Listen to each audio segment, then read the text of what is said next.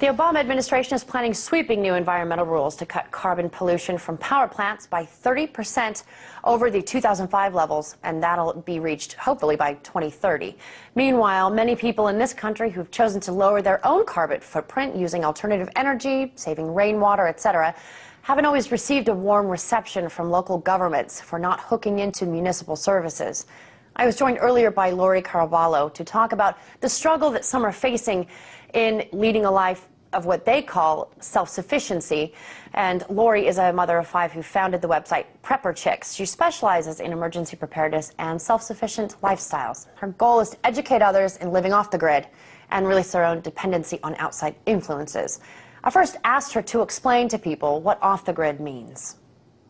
Well, for a lot of us people in the preparedness community, it doesn't necessarily mean that we want to live on an island north of Canada. It means more having the rights to be self-sufficient, not having the government dictate to us every move that we want to make. We understand there needs to be law and order within the country, but it also means that we are able to be prepared and self-sufficient in any means that we need to survive any kind of situation out there. So living off the grid and living, as you say, self-sufficiently are a little bit different. But either way, it means, living the option of living unplugged to perhaps municipal services and things like that. Is that what you're saying, in effect? Yes, not being dictated to on what we should, how we should have to live our lives. Okay. Now, why are U.S. citizens like yourself choosing this lifestyle? Is it just to avoid, government control? Is it maybe to save on your carbon footprint, save on utility bills, all of these sorts of things? I mean, what is the reason that a lot of people do this? Well, I think the biggest thing on most people's minds right now is the economy itself.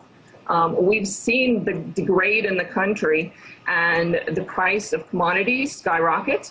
And, our paychecks are not getting any larger by any means. So we think, we should have the right to be able to supplement our income with gardening, with raising, small animals, chickens, rabbits, bees, even, and be able to take care of our families. From an environmental perspective, is living off the grid more environmentally friendly, in your opinion, than being hooked up to municipal services and living off electricity or coal power and things like that? Is this also maybe a greener lifestyle choice for you as well? 100% agree with that, yes.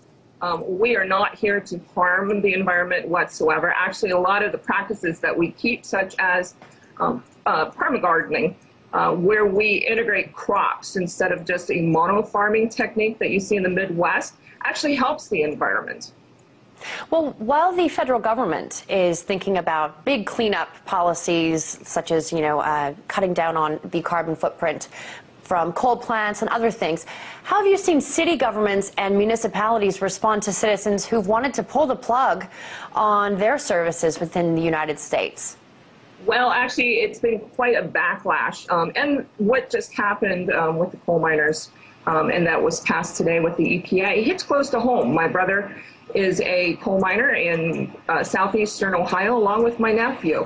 But they're trying to impart their regulations on us, but they don't give us an alternative. We're trying to help that out by looking at solar, by looking at wind, by farming, and we've seen case after case where even front yard gardening is against the law.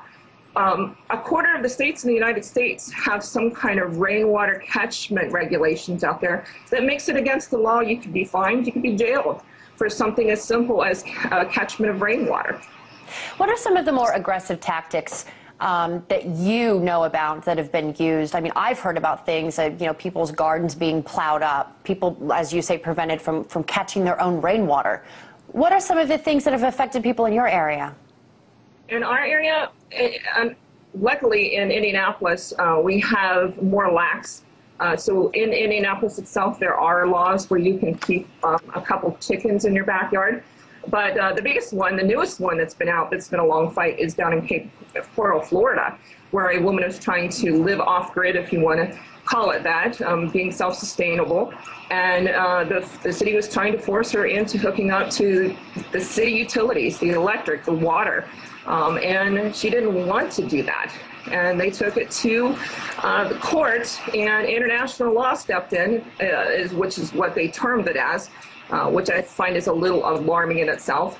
But evicted her from her home just because she wanted to live that kind of lifestyle. I know the welfare system itself contributes to this and has gone after people that live in the Appalachian Mountains and whatnot. That was self-sufficiency expert Lori Garaballo.